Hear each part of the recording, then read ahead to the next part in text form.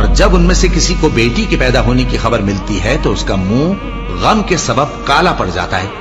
اور وہ اندر ہی اندر گھٹنے لگتا ہے، اور اس خبر بد کے سبب جو وہ سنتا ہے لوگوں سے چھپتا پھرتا ہے، سوچتا ہے کہ آیا ذلت برداشت کر کے لڑکی کو زندہ رہنے دے یا زمین میں گاڑ دے۔ دیکھو یہ جو تجویز کرتے ہیں بہت بری ہے، اور اسی کی نشانیوں میں سے ہے کہ اس نے تمہارے لیے تمہاری ہی جنس کی عورتیں پیدا کی تاکہ ان کی طرف مائل ہو کر آرام حاصل کرو، اور تم میں محبت اور مہربانی پیدا کر دی۔ جو لوگ غور کرتے ہیں ان کے لیے ان باتوں میں بہت سی نشانیاں ہیں، اور عورتوں کا حق مردوں پر ویسا ہی ہے جیسے دستور کے مطابق مردوں کا حق عورتوں پر ہے،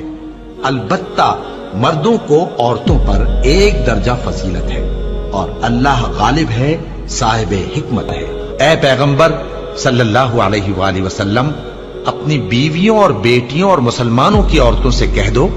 کہ باہر نکلا کریں تو اپنے چہروں پر چادر لٹکا کر گھونگھٹ نکال لیا کریں، یہ چیز ان کے لیے موجب شناخت و امتیاز ہوگی تو کوئی ان کو ایذا نہ دے گا، اور اللہ بخشنے والا ہے، مہربان ہے۔ اور کسی مومن مرد اور مومن عورت کو حق نہیں ہے کہ جب اللہ اور اس کا رسول کوئی بات طے کر دیں تو وہ اس کام میں اپنا بھی کچھ اختیار سمجھے، اور جو کوئی اللہ اور اس کے رسول کی نافرمانی کرے وہ بالکل گمراہ ہو گیا۔ مسلمانوں، تمہاری عورتوں میں جو بدکاری کا ارتکاب کر بیٹھیں ان پر اپنے لوگوں میں سے 4 شخصوں کی شہادت لو، اگر وہ ان کی بدکاری کی گواہی دیں تو ان عورتوں کو گھروں میں بند رکھو یہاں تک کہ موت ان کا کام تمام کر دے، یا اللہ ان کے لیے کوئی اور سبیل پیدا کرے۔ اور جو 2 مرد تم میں سے بدکاری کریں تو ان کو ایذا دو، پھر اگر وہ توبہ کر لیں اور نیکوکار ہو جائیں تو ان کا پیچھا چھوڑ دو،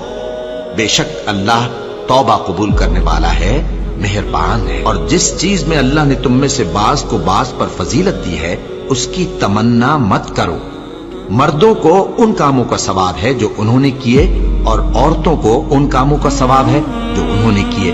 اور اللہ سے اس کا فضل و کرم مانگتے رہو، کچھ شک نہیں کہ اللہ ہر چیز سے واقف ہے۔ مرد عورتوں پر حاکم ہے اس لیے کہ اللہ نے بعض کو بعض سے افضل بنایا ہے،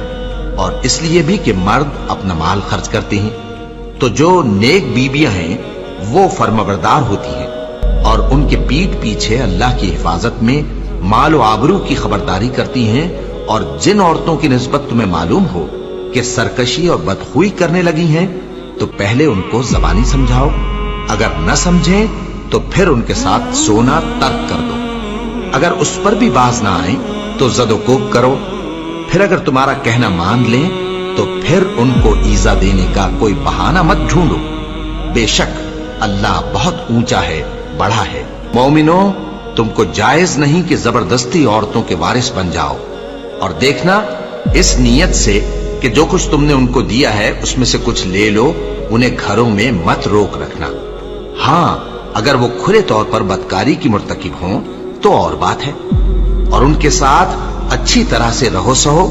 پھر اگر وہ تم کو ناپسند ہوں تو عجب نہیں کہ تم کسی چیز کو ناپسند کرو، اور اللہ اس میں بہت سی بھلائی پیدا کر دے۔ بدکاری کرنے والی عورت اور بدکاری کرنے والا مرد جب ان کی بدکاری ثابت ہو جائے تو دونوں میں سے ہر ایک کو 100 درے مارو، اور اگر تم اللہ اور روز آخر پر ایمان رکھتے ہو تو اللہ کے قانون کو نافذ کرنے میں تمہیں ان پر ہرگز ترس نہ آئے، اور چاہیے کہ ان کی سزا کے وقت مسلمانوں کی ایک جماعت بھی موجود ہو۔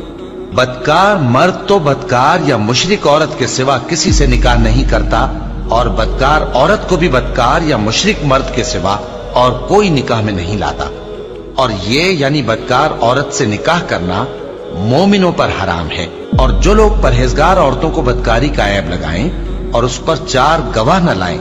تو ان کو 80 درے مارو، اور کبھی ان کی شہادت قبول نہ کرو، اور یہی بد کردار ہے۔ ہاں جو اس کے بعد توبہ کر لیں اور اپنی حالت سنوار لیں تو اللہ بھی بخشنے والا ہے، مہربان ہے۔